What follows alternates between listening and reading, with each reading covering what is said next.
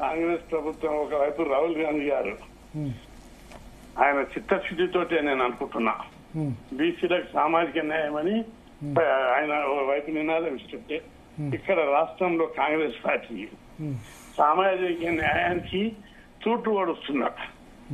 మంత్రివర్గంలో కార్పొరేషన్ చైర్మన్లలో అదే విధంగా ఈ చివరకు ఉద్యోగాలలో కూడా మంత్రివర్గంలో 42% రిజర్వేషన్ అంటే అది నడుస్తుంది పంచాయతీ. ఈ 42% మంత్రివర్గంలో ఎందుకు ఇవ్వలేదు? ఆ విధంగా చూస్తే 6 మందికి ఇవ్వాలి, మీరు ఇచ్చింది 3కే. అనేక కులాలు అట్లే పెండింగ్ ఉన్నాయి మంచిగా గతంలో రిప్రజెంట్ చేయని కులాలు అవన్నీ. ఇక కార్పొరేషన్ చైర్మన్ అయితే వీళ్ళకి అడ్డంకి లేదు, ఎవరికి రాష్ట్ర ప్రభుత్వం ఇష్టాలు అందులో 20% కూడా ఇవ్వలేదు. అదే కాదు ఇన్ఫర్మేషన్ కమిషనర్స్ మొన్న 5 మందిని 6 మందిని అపాయింట్ చేశారు.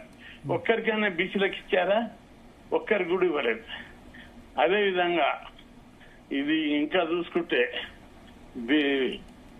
Posting deputy collector greater Hyderabad చుట్టూ ఉన్న గ్రేటర్ ఏసీపీలు డీసీపీలు ఇంకా మంచి ఫోకల్ పోస్టులు అన్ని ఒక్కటి కూడా బీసీలకు ఇవ్వలేదు. డిప్యూటీ కలెక్టర్లు జాయింట్ కలెక్టర్లు ఒక్కరికి కూడా బీసీలకు ఇవ్వకుండా అన్యాయం చేశారు. ప్రాక్టికల్ గా చెప్పుడు ఏమో సామాజిక న్యాయం, ప్రాక్టికల్ గా అన్యాయం, తప్పుడు సమాచారాన్ని బయట తప్పుడు ప్రాక్టికల్ గా లేరు వాళ్ళు. ఇంత అన్యాయం జరుగుతుంటే కూడా వాళ్ళకి ఏం జంకు మంకు లేకుంటే ఇచ్చలవిడిగా మళ్ళీ ఎదురుదారి మేమందరం సామాజిక న్యాయం అని చెప్తున్నారు. అంతెందుకు బీసీ విద్యార్థులు స్కాలర్షిప్లు రాలేదు. దాదాపు 6,000 కోట్ల పెండింగ్ ఉన్నాయి.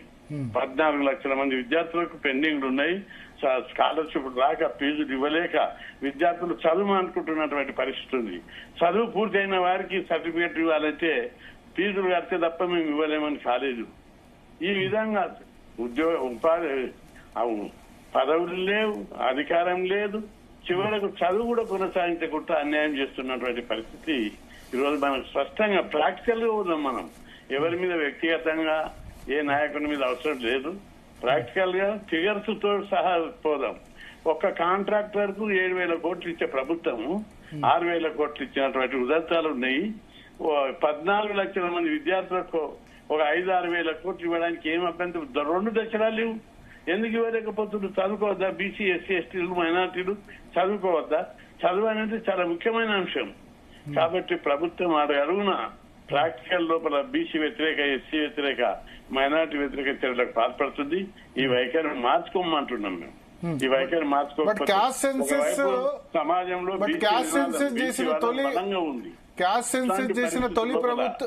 తొలి ప్రభుత్వం ఆఫ్టర్ బీహార్ తొలి కాంగ్రెస్ ప్రభుత్వం మాదే అంటున్నారు. ఇన్ఫాక్ట్ కర్ణాటకలో కూడా మళ్ళీ క్యాస్ట్ సెన్సస్ చేయమని చెప్పారు, అది చేసామన్నారు. ప్లస్ పార్టీ పదవులు ఎక్కువ ఇచ్చామంటారు బీసీలకు. మరి జనాభా లెక్కలు తీసింది ఎందుకు? పదవులు ఇవ్వడానికే కదా. మరి పదవులు ఎందుకు ఇస్తలేదు? జనాభా లెక్కలు 56% జరిగింది మీ లెక్క ప్రకారం. బీసీ అందరినీ కలుపుకొని ఈ 56%లో 50% కాదు 40% పదవులు కూడా ఇవ్వడం లేదు. బడ్జెట్ కేటాయించడానికి వీళ్ళకి అభ్యంతరం ఏముంది? ఇవన్నీ బీసీలు పన్నులు కట్టి వచ్చిన బడ్జెట్, సగం బడ్జెట్, ఆ రకరకాల ఆదాయం వనరులన్నీ కూడా ఈ పేద కులాల నుంచి వచ్చినాయి. అందులో కూడా బడ్జెట్ ఇవ్వడానికి ఎందుకు వీళ్ళకి ధరిస్తలేదు? ఇప్పుడు దాదాపు 3 లక్షల కోట్ల బడ్జెట్ లోపల బీసీలకు 10-11 కోట్ల కంటే ఎక్కువ కేటాయించలేకపోయారు. సగం కాకుండా కనీసం 30-40 వేల కోట్లను కేటాయించి చప్లాన్ని పెట్టి కులాలను ఆర్థికంగా ఆదుకోవాలనే కనీసం ఎందుకు చేయలేకపోయారు? ప్రాక్టికల్ గా బడ్జెట్ ఇవ్వరు, పదవులు ఇవ్వరు, అధికారం ఇవ్వరు. అన్ని చివరకు గ్రూప్ 1 లోపల రిజర్వేషన్ల లోపల కూడా తూట్లు ఓడిశారు. 28 నెంబర్ జీవో తీసుకొచ్చి 29 నెంబర్ జీవో తీసుకొచ్చి మెరిట్ వచ్చిన బీసీ ఎస్సీ ఎస్టీలకు రిజర్వేషన్ల భర్తీ చేసి డిప్యూటీ కలెక్టర్ పోస్టులు, డిఎస్ పోస్టులు, పెద్ద పెద్ద పోస్టులు రాకుండా అన్యాయం చేశారు. ఇది ఎంత చెప్పినా వాళ్ళు వినిపించుకోవచ్చు. చివరకు ఎంబీబీఎస్ లోపల కూడా అన్యాయం జరుగుతుంది. ఆ జీవోలు మార్చాలి.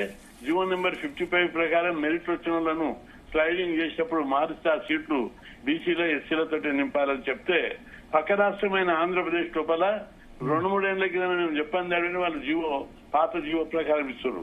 ఇక్కడ ఈ జీవోను మార్చడం లేదు. అడ్మిషన్ లోపల బీసీ ఎస్సీ ఎస్టీలకు అన్యాయం జరుగుతుంది.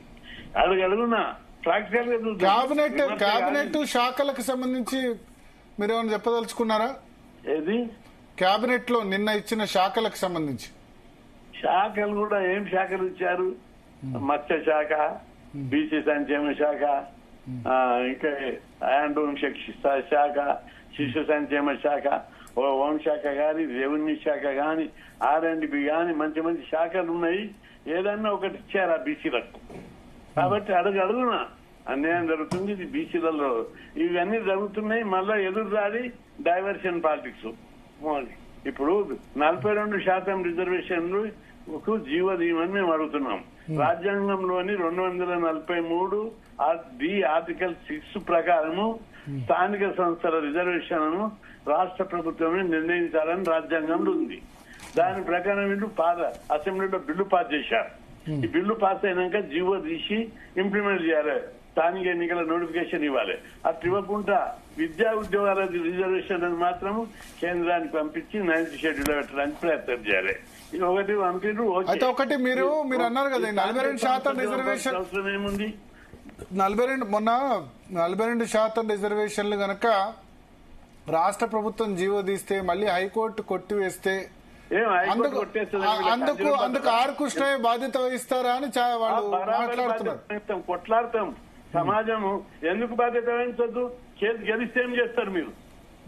కేసు గెలిచే బీహార్ లో కొట్టేశారు కదా, ఇక్కడ కూడా కొట్టేస్తారు అంటారు. అది కాదు, 50% తీరికి సుప్రీంకోర్టు తీసేసింది. చిత్తశుద్ధితో కొట్లాడితే తప్పనిసరిగా గెలుస్తుంది. ఇక్కడ మీరు చూడండి, అసెంబ్లీలో బిల్లు పాస్ అయింది. చట్టపరమైన అవరోధాలు లేవు. జనాభా లెక్కలు తీశారు, దానికి న్యాయపరమైన అవరోధాలు లేవు. చట్టపరమైన, న్యాయపరమైన, శాసనపరమైన అవరోధాలు లేకుండా ఈ బిల్లు పాస్ చేస్తే రేపు సుప్రీంకోర్టులో కూడా బలమైన అడ్వకేట్ చిన్న చిన్న కేసులకు కోర్టు పెట్టి కొట్లాడతారు. మీరు భారతీయ జనతా పార్టీలో ఉన్నారు కదా, కేంద్ర ప్రభుత్వాన్ని ఒప్పించవచ్చు కదా? ఎందుకు ఒప్పియం? ఇప్పుడు మన జనాభా డైరెక్ట్ గా ఇప్పుడు కేంద్ర ప్రభుత్వానికి ఏదైతే పంపించారో పంపించిన దాన్ని జయించవచ్చు కదా. కేంద్ర ప్రభుత్వం ఎట్లా ఒప్పుకుంటది? ఇప్పుడు కేంద్ర ప్రభుత్వం కిషన్ రెడ్డి గారు ఆల్రెడీ ఒప్పుకున్నారు. మీరు సరైన పద్ధతి లోపల మీరు పంపిస్తే మేము ఒప్పుకుంటామని చెప్పారు. నువ్వు జీవన తీయకపోతే, కోటే కొట్టేయకపోయే, ఇంప్లిమెంటే చేయకపోతే అప్పుడే సుప్రీంకోర్టు కొట్టేసిందని మేము పార్లమెంట్ లో బిల్లు చేయాలన్నా? ఏ పద్ధతి మీద చేయాలి? ఎక్కడన్నా ఏ శాసనసభనన్నా బిల్లు పాస్ అయ్యింది, పార్లమెంట్ లో డైరెక్ట్ గా బిల్లు పాస్ అయిన ఎగ్జాంపుల్ ఒక్కరు చూపెట్టు. వీళ్ళు దొంగ తిరుగుడు వాడు వద్దు. పర్ఫెక్ట్ గా కృష్ణ గారు ఒక్క నిమిషం. దాసో శ్రవణ్ గారు ఉన్నారు స్టూడియోలో. ఆయన దాసో శ్రవణ్ గారు ఉన్నారు, ఆయన మీతో మాట్లాడతారు. అంటే నమస్కారం గారు, నమస్తే అన్న. శ్రవణ్ మాట్లాడుతున్నా, దాసోజు శ్రవణ్ అన్న. ఇప్పుడు భరత్ గారు, ఇంతకుముందు కృష్ణ అన్నట్టుగా రేవంత్ రెడ్డి గారికి కానీ ఇప్పుడున్నటువంటి ఒక కాంగ్రెస్ పార్టీని తెలంగాణలో నడుపుతున్న పెద్దలు ఎవరికి కూడా సబ్బండ వర్గాలకు, అణగదొక్కబడ్డ వర్గాలకు సామాజిక న్యాయం చేయాలని లేదు. అవుట్ ఆఫ్ కంపల్షన్ కనీసం ఈ పార్టీ పదవులన్నా, అది కూడా ఏందండి 69 జనరల్ సెక్రటరీలు, తర్వాత 39-29 వైస్ ప్రెసిడెంట్లు, దాంట్లో బీసీ ఎస్సీ ఎస్టీలకు ఇచ్చినాము అని చెప్పని అంటున్నారు. అదే ఒక 3 వైస్ ప్రెసిడెంట్ ఇచ్చిండ్రు, 6 జనరల్ సెక్రటరీ ఇచ్చిండ్రు. అందులోనే మొత్తం పవర్లెస్ గా చేసి పడేసి, దాన్ని జంబోజెట్ గా చేసి పడేసి, పవర్ లేకుండా ఇచ్చినామని చెప్పని వాళ్ళకి పదవులు ఇచ్చి వాళ్ళని అవమానపరిచేట రీతిలో ఆ కమిటీ వేసినారు. That is left their wisdom. ఒక పాయింట్. రెండో పాయింట్ ఏంటంటే, మీరు ఇవాళ సకల జనుల ది కాస్ట్ సెన్సస్ చేసినారు, కులగణన చేసినారు. కులగణన చేసిన తర్వాత కేంద్రము చేస్తుందా చేయదా పక్కన పెట్టేసి రాష్ట్ర ప్రభుత్వానికే కృష్ణన్ అన్నట్టుగా ఒక చట్టం చేసేసి ఆ 42% స్థానిక సంస్థల్లో అమలు చేసే విధంగా చట్టం చేయగలిగేటువంటి సాధికారత వాళ్ళ చేతిలో ఉంది. అది రేవంత్ రెడ్డి గారు చేయట్లేదు, ఇక్కడ ఉన్నటువంటి కాంగ్రెస్ ప్రభుత్వం చేయట్లేదు. ఇది ముమ్మాటికి మోసం, దగా. అది the very purpose of caste census they are defeating. ఒకటి, number 1. Number 2, BJP Krishnanna might find it difficult ఒప్పుకోవడానికి కానీ ఇప్పుడు కాస్ట్ సెన్సస్ అనేది ఒక కాన్స్టిట్యూషనల్ ఎక్సర్సైజ్, అదేదో కాన్స్టిట్యూషనల్ శాంటిటీ లేదు, మ్యాండేట్ లేదు అన్నట్టు కాకుండా ఒక కాన్స్టిట్యూషనల్ ఎక్సర్సైజ్ జరిగింది. డేటా అంతా ముందుంది. కాబట్టి మనకు తెలిసి ఎట్లా కాంగ్రెస్ ప్రభుత్వం రేవంత్ రెడ్డి గారి నేతృత్వంలో ఒక పోలరైజ్డ్ పాలిటిక్స్ చేస్తా ఉన్నారు, బీసీ వర్గాలను అనగదొక్కాలనే ప్రయత్నం చేస్తా ఉన్నారు. అదేదో బీసీ వాళ్లకు అదేదో సినిమాల కోట శ్రీనివాసరావు కోడిని చూపెట్టి నాటకాలు ఆడినట్టుగా నాటకాలు ఆడుతా ఉన్నారు కులగరణ పేరు మీద తెలిసిన తర్వాత బీజేపీ కూడా ముందుకు వచ్చి ఆ డేటాను వాళ్ళు బేస్ చేసుకొని చట్టం డైరెక్ట్ గా పార్లమెంట్ లో ఇంట్రడ్యూస్ చేయొచ్చు. వాళ్ళు చేయట్లేరు, వీళ్ళు చేయట్లేరు. ఎండ్ ఆఫ్ ద డే ఏంటి అంటే బీసీలు కేవలం కాన్ఫరెన్స్లు పెట్టుకోవడానికి, వర్క్ షాపులు పెట్టుకోవడానికి, అక్కడ ఇక్కడ నినాదాలు ఇవ్వడానికి మాత్రమే మిగిలిపోతా ఉన్నారు తప్ప సాధికారత వచ్చే పరిస్థితి లేదు. ఇది మళ్ళా మీరు రాసి పెట్టుకోండి. మీరు మళ్ళా లోకల్ బాడీ ఎన్నికలు జరుగుతాయి. ఈ 42% రిజర్వేషన్ అన్నది అమలు కాదు. మొత్తానికి నోట్లే మన్ను కొడతారు. మళ్ళా నినాదాలు ఇచ్చుకుంటా రోడ్ల చుట్టూ తిరుగుకుంటా కోట్ల చుట్టూ తిరుగుకుంటా బీసీ వర్గాలు మళ్ళీ తిరగాల్సిన పరిస్థితి ఏర్పడతారు, ఇంకోటి కాదు. అందుకే మాకు ఆశాజ్యోతి కృష్ణన్ ఉన్నాడు కాబట్టి అయినా సరే independent of what Revanth Reddy does, Revanth Reddy విశ్వసనీయత అనేది స్పష్టంగా అసెంబ్లీ టికెట్లలో కనబడ్డది, తర్వాత కార్పొరేషన్ చైర్మన్ లో కనబడ్డది, కీలకమైన అధికారిక పదవుల్లో కనబడ్డది, మంత్రివర్గ కేటాయింపుల్లో కనబడ్డది. ఇంత స్పష్టంగా కనబడ్డ తర్వాత you are expecting justice from Revanth Reddy and his government అంటే మనం ఏదో చెవుల పూలు. 30 సెకండ్.